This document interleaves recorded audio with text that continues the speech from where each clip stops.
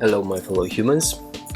In this video we're going to be talking about how to draw, or how I draw, petals for Newschool roses. So what I do is I have three basic shapes for petals in mind. So one of them is like a inverted triangle, something like this, right? The other one is a tear shape, so something like this. And the third one is like a peanut shape, so something like two circles, something like this. So this is step one. This is the basic shape. Now what I do in the next step is decide how I would warp this basic shape. So for example, for the triangle, I can maybe go with something like this, and one edge is okay, the other one is skewed like this, and it turns into a sort of a tornado or something like this. And for the tear, the same thing. I would warp it to one side, for example, or like this, like this, and this one goes like here. And for the peanut, you can either exaggerate the circles here, or you could go with one. What I actually like to do is have one smaller, have a big dip, and have one of them larger than the other one. So something like this.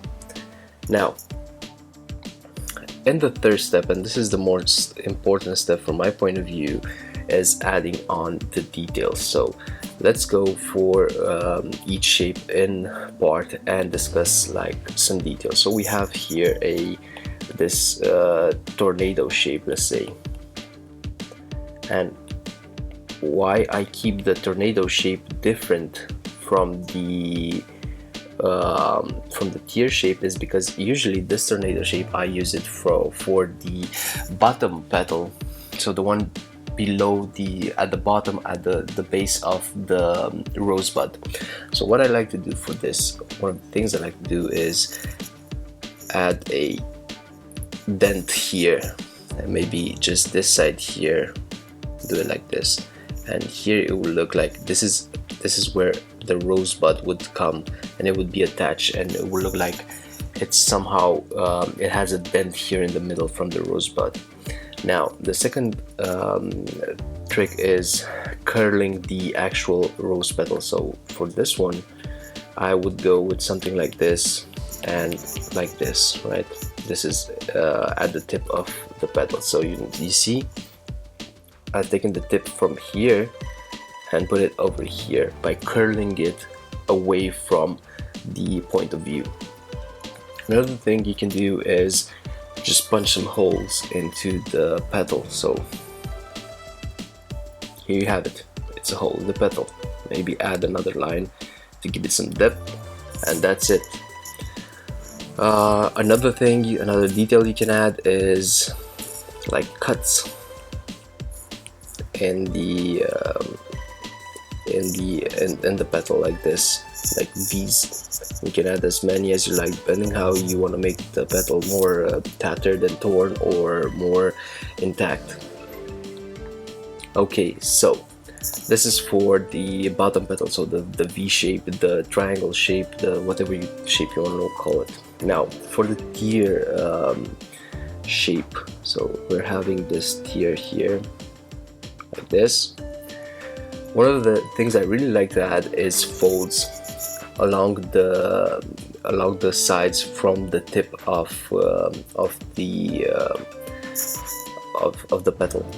So what I would do is, and this is up to you how deep you want to make them or how thin. You can go either something thin like this, right, something really fine and really thin, or you can go with something really big and exaggerated like this. And what this is going to do is going to create the illusion that this petal is not completely open. So it's furled, it's like it's curling into itself. It's not completely open, or it's curling into itself. And of course you can punch some holes into this one as well. That's holes work anywhere, but I usually like to keep my holes in the bottom petal. Okay, so now for the peanut shape. So we have this peanut shape here, right? And for this one you also can add folds. And now it's up to you if you want to go with a fold in the middle or on up to the side. So you can either go with something like a big fold like this here in the middle, or you can go with a fold that starts somewhere here and goes up to one of the sides. The effect is the same, it's like it's not completely open. One extra cool thing you can do is add another fold, so and create like a ripple effect. But what I like to do here, if I create another fold starting off of this one, I want to overlap it with this line here. So I'm gonna go with something like this and delete this, erase this line here. So it looks like it's a wavy kind of petal. Now, one kind of detail you can always add is lines. So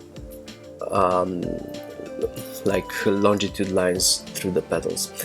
Now remember that the petals are attached to a body, to a bud, to the rose, like somewhere here and here and here as discussed. Now with the lines you can do accomplish some different things. Like you can add detail, of course, and make it more complex, and you can also give it some a shape, you know, give it some space. So for example, this one, I'm talking about the middle one, the tier one, doesn't tell me much at the moment, but if I were to add a shape like this, a line like this, it would kind of fool me into thinking that it is rounded. It's not just a flat object, it's something that's rounded like this, right? And I could come with a line from here, and of course this is up to you to make it look more realistic here. So something like this. This one doesn't really look right to me, so I would go with something like maybe like this. Whatever, it's up to you. Here and the top one and the V1, you can go with lines like this and this and this, just to give it some more curvature, you know, some more space. You can do some like really steep lines here like this, because this is how it should be curving for you. Well, right? And there you have it. This is basically it. You start with a shape here, you warp it a bit, and you add details. Thank you for watching, and catch you in the next one. Cheers.